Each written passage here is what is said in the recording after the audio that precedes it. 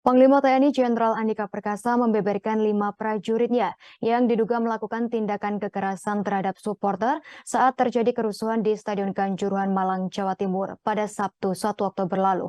Jenderal Andika Perkasa mengungkapkan kelimanya telah diperiksa karena adanya bukti awal.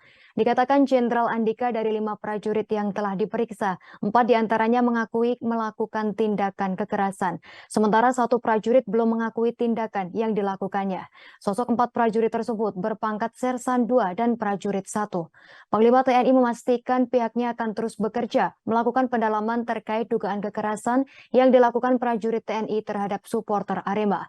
Panglima TNI pun menegaskan bahwa pihaknya tak akan menyerah untuk terus menggali informasi dari siapapun. Ia meminta bagi siapapun yang memiliki video terkait tindakan oknum anggotanya bisa disampaikan. Selain itu, Jenderal Andika menuturkan pihaknya tengah memeriksa pimpinan dalam kasus ini terkait prosedur yang mereka lakukan serta apakah pimpinan telah mengingatkan anggotanya. Jenderal Andika Perkasa menambahkan dengan adanya kasus ini menjadi evaluasi bagi TNI. Ia menegaskan kekerasan tak boleh terjadi terlebih kepada warga sipil.